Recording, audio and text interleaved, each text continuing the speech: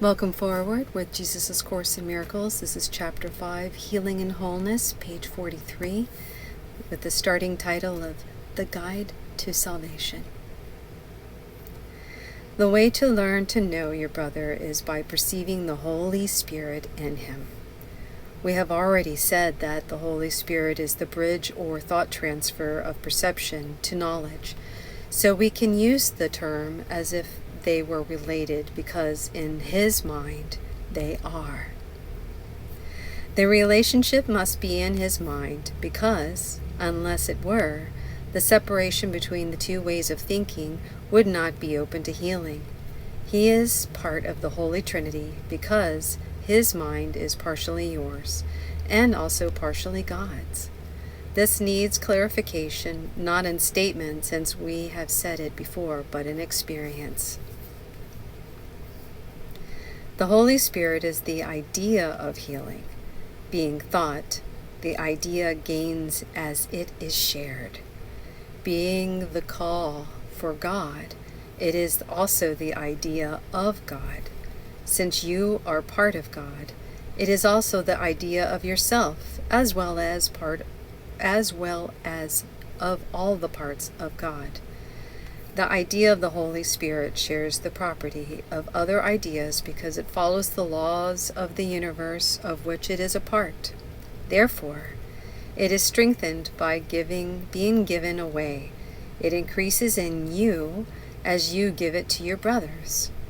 Since thoughts do not have to be conscious to exist, your brother does not have to be aware of the Holy Spirit, either in himself or in you, for this miracle to occur.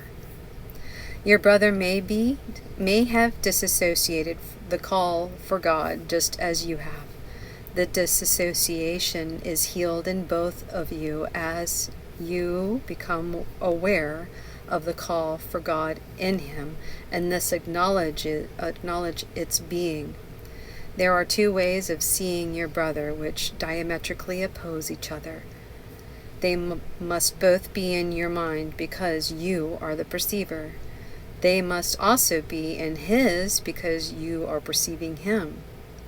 See him through the Holy Spirit in his mind, and you will recognize him in yours. What you acknowledge in your brother, you are acknowledging in yourself, and what you share, you strengthen. The voice of the Holy Spirit is weak in you. That is why you must share it.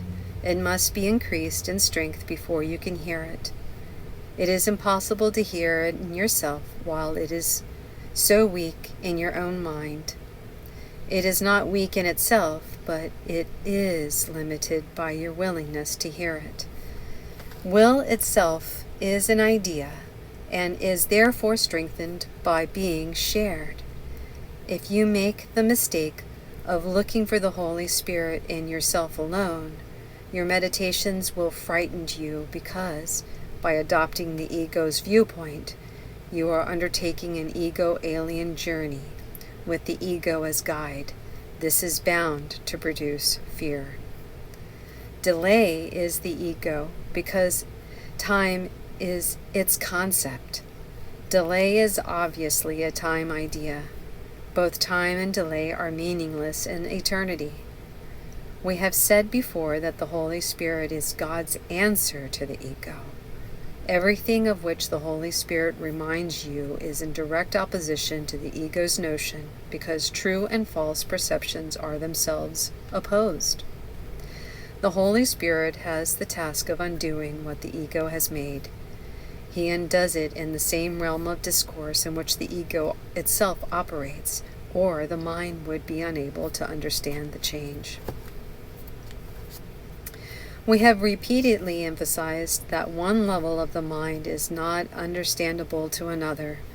So it is with the ego and the soul, with time and eternity. Eternity is an idea of God, so the soul understands it perfectly. Time is a belief of the ego, so the lower mind, which is the ego's domain, accepts it without question. The only aspect of time which is really eternal is now. That is what we really mean when we say that now is the only time. The literal nature of this statement does not mean anything to the ego, which interprets it, at best, to mean don't worry about the future. That is not what it really means at all. The Holy Spirit is the mediator between the interpretations of the ego and the knowledge of the soul. His ability to deal with symbols enables him to work against the ego's belief in its own language. His equal ability to look beyond symbols into eternity also enables him to understand the laws of God for which he speaks. He can thus perform the function of the reinterpreting what the ego makes, not by destruction, but by understanding. Understanding is light, and light leads to knowledge. The Holy Spirit is in light, because He is in you who are light, but you yourself do not know this. It is therefore the task of the Holy Spirit to reinterpret you on behalf of God. You cannot understand yourselves alone. This is because you have no meaning apart from your rightful place in the sonship, and the rightful place in the sonship in God. This is your life, your eternity, and yourself. It is of this that the Holy Spirit reminds you. It is this that the Holy Spirit sees. This vision invariably frightens the ego because it is so calm. Peace is the ego's greatest enemy because, according to its interpretation of reality, war is the guarantee of its survival. The ego becomes strong in strife. If you believe there is strife, you will react viciously because the idea of danger has entered your mind. The idea itself is the appeal to the ego. The Holy Spirit is vigilant as the ego to the call of danger, opposing it with his strength just as the ego welcomes it with all its might. The Holy Spirit counters this welcome by welcoming peace. Peace and eternity are closely related, as are time and war. Perceptions, as well as knowledge, derives meaning from relationships.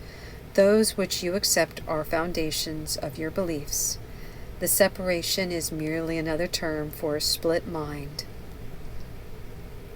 It will not act. It will not an act, but a thought. Therefore, the idea of separation can be given away, just as the idea of unity can. Either way, the idea will be strengthened in the mind of the giver.